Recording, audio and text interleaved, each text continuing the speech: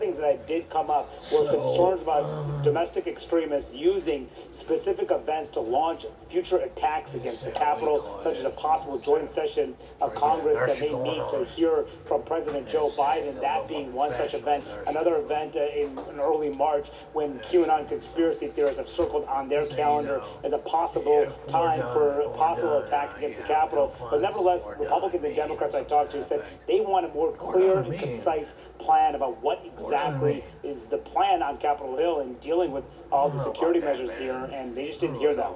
Yeah, it's so heartbreaking, I'm sure for you, for me, those of us who love the U.S. Capitol, to drive around, as I try to do as often as I can, and see the barbed wire, see the fencing, not just around the Capitol, but the entire complex, the House and Senate, office buildings, to see the armed National Guard troops. It's just, and the weather is getting better now in Washington. Tourists usually love walking up to Capitol Hill. They certainly can right now. Let's hope this gets better. Totally understandable why they need it, given what happened on January 6th. But let's see what happens.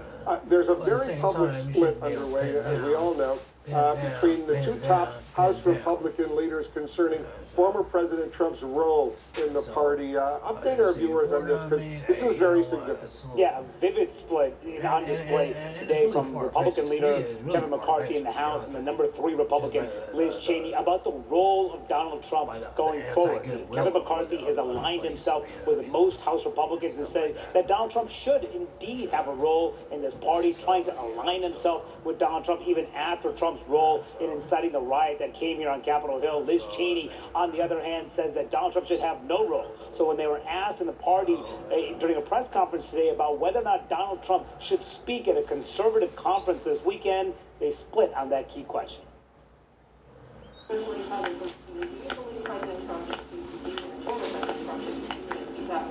Yes, he should. That's up to CPAC. I can clear my views about President Trump. I don't believe that he should be playing a role in the future of the party or the country. On that high note, thank you all very much.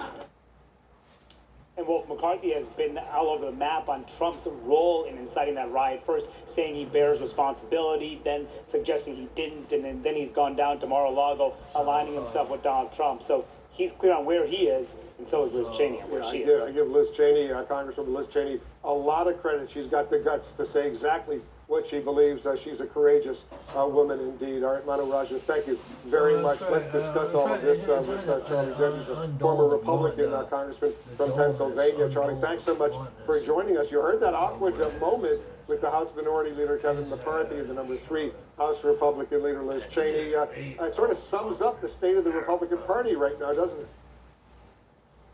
Yeah, it sure does. Well, that certainly reflects the split within the party. There are many people like Liz Cheney, myself, Kinzinger, and Mitch McConnell, Mitt Romney, who would like to see a clean break from Donald Trump and want to move forward and not look backwards. And then, of course, there's a large group out there that wants to stay close to Donald Trump. Tonight, as we're speaking in Pennsylvania, the Republican State Committee is likely to censure our U.S. Senator, Pat Toomey. I mean, this is how absurd things have gotten within the Republican Party. The former Vice President, Mike Pence, is telling Republicans he still has a close personal friendship with Trump. How revealing is that, just weeks after that violent mob actually targeted Pence when he was at the U.S. Capitol?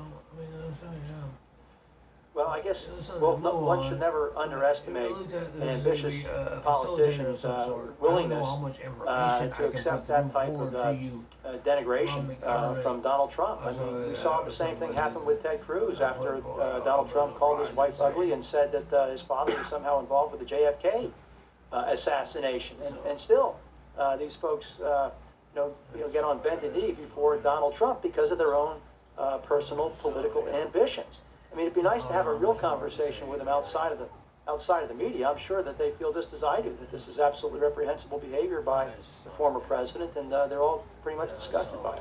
Charlie Dent, as usual, thanks so much for joining us. Up next, we're getting some new information from the investigation into the accident that seriously injured the golfer Tiger Woods. Plus, we'll have the latest on his recovery when we come back.